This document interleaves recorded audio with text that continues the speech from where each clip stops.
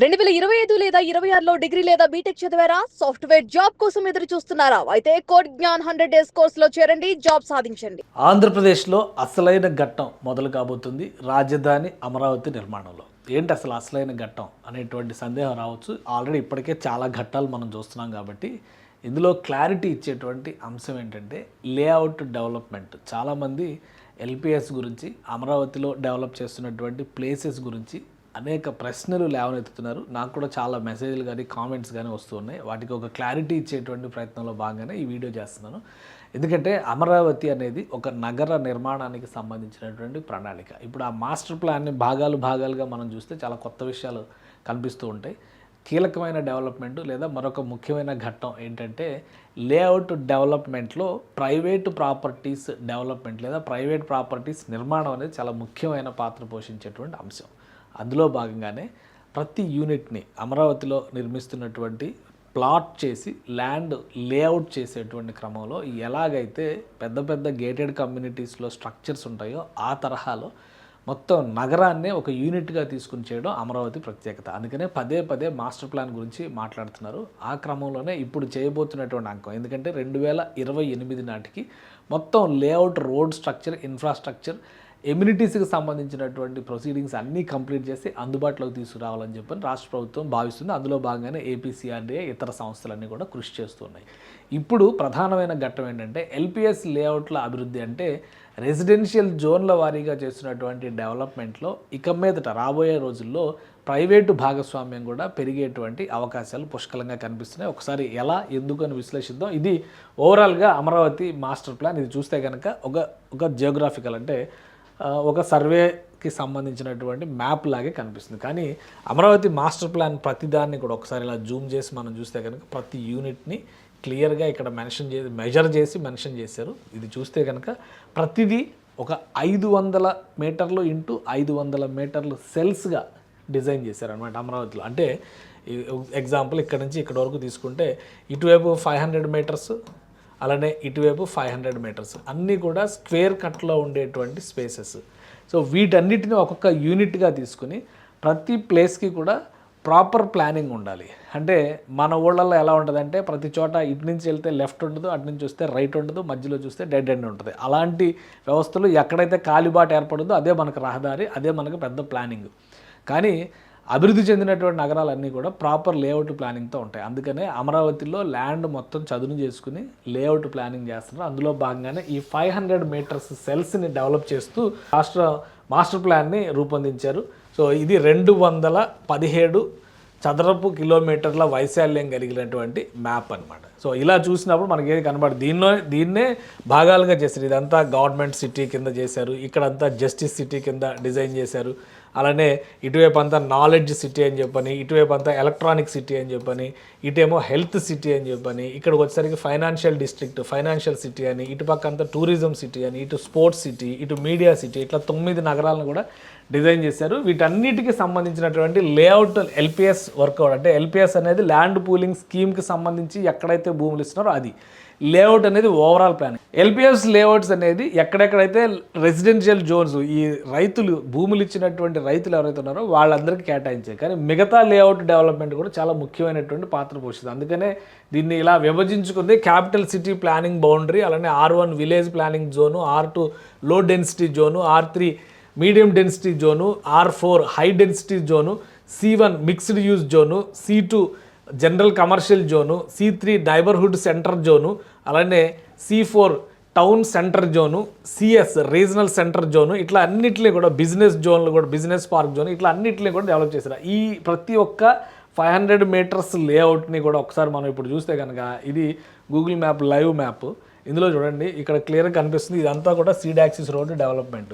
ఇక్కడ అన్నీ కూడా ప్రతిదీ ఎక్కడైతే డార్క్ సర్కిల్స్ కనిపిస్తున్నాయో ఇవన్నీ కూడా కలెక్టర్ రోడ్స్ అని చెప్పంటారు. అంటే పెద్ద రోడ్ల నిర్మాణం. ఈ పెద్ద లైన్స్ కనిపిస్తున్నాయి చూడండి, మేజర్ ఆర్టీరియల్ రోడ్స్కి సంబంధించినవి. ఈ బ్లాక్స్ మధ్యలో ఈ చిన్న రోడ్లన్నీ కూడా ఏంటంటే ఇంటర్నల్ రోడ్ సిస్టమ్. అంటే ఇంటర్నల్ రోడ్స్ లేదా స్ట్రీట్స్ అంటాం కదా, అటువంటి వ్యవస్థలన్నీ కూడా ఇందులో ఉంటాయి. కాబట్టి ఇన్నిటిని కలిపి డెవలప్ చేసేటువంటి క్రమంలోనే ఇప్పుడు ఈ జోన్స్ వర్గీకరణ, విభజన అన్ని వరుసగా జరిగింది. ప్రతి 500 మీటర్స్ లేఅవుట్ని కూడా ఈ విధంగా డిజైన్ చేస్తారు. ఇందులో ఇళ్ళు కానీ అన్నీ ఉంటాయి. ఎట్లా ఉంటాయంటే ఎలా అని డిజైన్ చేశారంటే మిక్స్డ్ యూజ్ రెసిడెన్షియల్ జోన్ ఇవన్నీ చెప్తే ఇందులో కూడా గ్రీన్ బఫర్ జోన్స్, అలానే టౌన్ పార్క్స్, ఇందులో primary schools, secondary schools, special schools, junior college, health facilities, religious facilities, civic facilities, disaster management centre, electric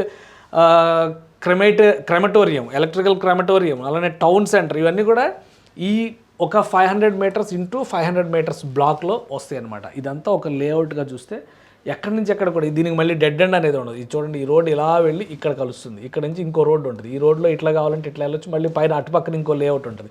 so అట్లా ఇవన్నిటినీ కూడా ఒక ప్రాపర్ ప్లాన్డ్ సిటీస్గా డెవలప్ చేయాలనేటువంటి ఉద్దేశంతో చేసిన ప్లానింగ్. సో ఇప్పుడు ఎల్పిఎస్ జోన్ల డెవలప్మెంటు, ఎమ్యూనిటీస్ క్రియేషన్కి సంబంధించినటువంటి వర్క్స్ జోరుగా సాగుతున్నాయి. పూర్తి స్థాయిలో వీటిని 2028కి పూర్తి చేస్తారు. సో ఇట్లా ఒక్కొక్క సెల్ డెవలప్మెంట్ అంటే ఒక్కొక్క బ్లాక్ని డెవలప్ చేసుకునేటువంటి ప్రణాళిక ఉంటే ఇలాంటివి 27 టౌన్షిప్స్ అమరావతి 217 చదరపు కిలోమీటర్ల వైశాల్యం కలిగినటువంటి అమరావతి మధ్యలో డెవలప్ కాబోతుంది. అంటే ఒక్క అమరావతిలోనే 27 టౌన్షిప్స్ ఉంటాయి. వివిధ రకాల టౌన్షిప్స్ అవన్నీ కూడా వాటికి సంబంధించి కూడా ఒక ప్రణాళికని రెడీ చేశారు. ఎమ్యూనిటీస్ విషయంలో కానీ ఇవన్నీ 2028కి రెడీ అవ్వాలన్నమాట. మొత్తం అంతా కూడా వాక్ టు వర్క్ కాన్సెప్ట్తో ఉంటుంది.